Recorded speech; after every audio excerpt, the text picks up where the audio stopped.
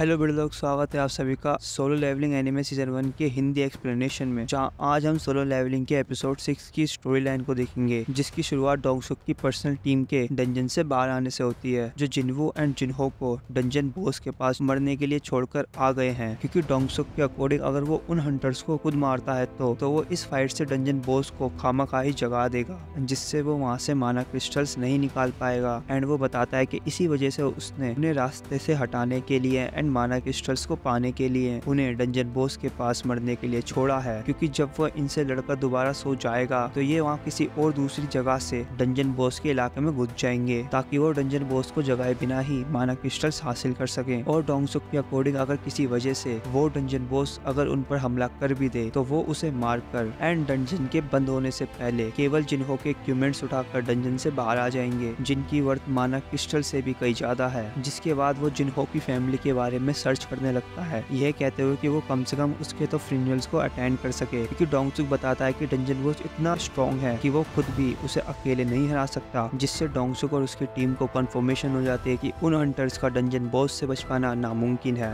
जिसके बाद scene shift होता है डंजन के अंदर, जहाँ जिन्हो स्पाइडर का सामना करने के लिए तैयार है। तो तभी जिन्हो उसका रैंक सोचकर उसे लड़ने की बजाय उसे अपने साथ भागने को कहता है, क्योंकि जिन्हो उसे बताता है कि इस डंजन बॉस स्पाइडर से लड़ने के लिए किसी भी हंटर का रैंक बी या एलाइट सी होना चाहिए। जिसके बाद जिन्हो अपने प्रीवियस डंजन बॉसेस फाइट के बारे में सोचने लगता है, जिनका रैंक इस बॉस से काफी कम था। लेकिन फिर भी जिन्हो को इस डंजन बॉस से कोई भी हैवी प्रेशर महसूस नहीं हो रहा होता, क्योंकि इस पॉइंट ऑफ टाइम पर जिन्हो अपने 18 लेवल पर इतना स्ट्रॉन्ग बन चुका है कि वो एक सी रैंक बॉस से डर ही नहीं पा रहा। एंड वो कॉन्फिडेंशियली अपने ड्रैगर से स्पाइडर पर अटैक करता है। एंड यहाँ से एक्चुअली उसकी रियल हंटिंग चालू होती है। जिसके बाद सीन कट करके अपने को कोरियन हंटर एसोसिएशन चेयरमैन दिखाए जाते हैं, जो अपने बिजी शेड्यूल्स को पूरा कर जिनचुल के साथ कहीं जा रहे होते हैं, जिनको जिनचुल एक फ्रेंडली फाइटिंग मैच को ऑफर करता है। जिसके बाद अगेन हम डंजन में फाइटिंग सीन देखते हैं, जहाँ जिन्हो के ड्रैगर के अटैक से स्पाइडर को एक खरोच तक नहीं आ रही होती, और स्पाइडर के अटैक्स को भी डॉज कर पाना जिन्हो के लिए मुश्किल होता जा रहा था। जिसके एक हिट के लगने से ही जिन्हो चारों खाने चित हो जाएगा। लेकिन वही खड़ा डी रैंक हंटर जिन्हो एक ई रैंक हंटर को एक सी रैंक डंजन बॉस से अकेले लड़ता देख शॉक हो जाता है, क्योंकि उसके पॉइंट ऑफ व्यू से अब जिन्हो एक ई रैंक हंटर नहीं बल्कि उसे एक फॉल्स रैंकर लगता है, जिनके बारे में उसने काफी कम सुना है। क्योंकि ये फॉल्स रैंकर अपनी मैजिकल पावर के प्रेजेंस को कंट्रोल करके अपना रैंक कम करवाते हैं, ताकि वो हंटिंग एज अ हॉबी के तौर पर कर सके, जिनसे उन्हें साइकोपैथ कहा जाता है। एंड जिन्हो की फाइटिंग स्टाइल्स एंड मूवमेंट्स को देख घबराया हुआ जिन्हो अपने को डंजन में आने के लिए कोसने लगता है। और इस पॉइंट पर जिन्हो का फटीक लेवल स्पाइडर से लड़ते समय 57 पहुंच जाता है, जिससे उसे काफी थकावट हो जाती है। क्योंकि जितना ज्यादा जिन्हो का फटीक लेवल बढ़ेगा वो उतना ही कमजोर एंड स्लो होता जाएगा। एंड अपने फटीक लेवल के पीक पर पहुंचने से पहले ही जिन्हो अपने ड्रैगर के दोनों इफेक्ट्स पैरालाइज एंड ब्लीडिंग को यूज करके उसे खत्म करने की बात कहता है, जिसके लिए वो स्पाइडर की तरफ बढ़ता है। तो तभी स्पाइडर अपने एसिड से उसे मारने की कोशिश करता है, जिससे जिन्हो बाल बाल ही बच पाता है। लेकिन जिन्हो उसे अपने ड्रैगर के इफेक्ट से ही मारने के लिए अपनी स्किल एबिलिटी डैश का यूज करता है, जो उसकी रनिंग स्पीड 30% बढ़ा देती है, जिसका तुरंत जिन्हो यूज करके तेजी से उसकी सर की तरफ अपने ड्रैगर से अटैक करता है। लेकिन उस स्पाइडर की मोटी चमड़ी होने की वजह से उसे एक खरोच तक नहीं आती, जिससे जिन्हो अपने ड्रैगर के इफेक्ट उस पर एक्टिवेट नहीं कर पाता। एंड जिन्हो अपनी और स्पीड बढ़ाकर उस पर खरोच लाने की कोशिश करता है, but at the end spider पर खरोच आने से पहले ही जिन्हो का फटीक लेवल पीक पर पहुंच जाता है, जो जिन्हो की स्पीड एंड उसे कमजोर कर देता है, जिसकी वजह से वो स्पाइडर के काउंटर अटैक को डॉज नहीं कर पाता एंड चारों खाने चित हो जाता है। जिसका स्पाइडर फायदा उठाकर उस पर अटैक करता है। तो तभी जिन्हो को डेली क्विस्ट से मिले पेंडिंग रिवॉर्ड फुल रिकवरी का ख्याल आता है, जिसे वो यूज करके स्पाइडर के अटैक को लकीली डॉज कर देता है। एंड तुरंत ही जिन्हो अपने फटीक लेवल की रिकवरी का फायदा उठाकर अपनी स्पीड से स्पाइडर के सामने आकर उसकी आंखों पर कई सारे अटैक्स करता है, जिससे वो अब अपने ड्रैगर के दोनों इफेक्ट्स को एक्टिवेट कर पाता है एंड अकेले ही स्पाइडर को खत्म कर देता है, जिससे उसका 2 बार लेवल अप होता है। एंड वो बीस्ट से मैजिकल क्रिस्टल निकालने में लग जाता है। एंड जिन्हो के इस सिनेरियो को देखकर जिन्हो उसे फॉल्स रैंकर मान लेता है एंड खुद भी उसके हाथों ना मरने की वजह से माना क्रिस्टल निकाल के उसकी मदद करने लगता है। एंड इसी पॉइंट ऑफ टाइम पर डोंगसुक भी अपनी टीम के साथ उसी बताई गई दूसरी टनल से वहां आ जाता है। जिसके बाद सीन ट्रेनिंग रूम का दिखाया जाता है, जहाँ कोरियन हंटर एसोसिएशन के चेयरमैन जिनचुल के साथ ट्रेनिंग करते हुए दिखते हैं, जहाँ चेयरमैन अपने एक ही पंच से एक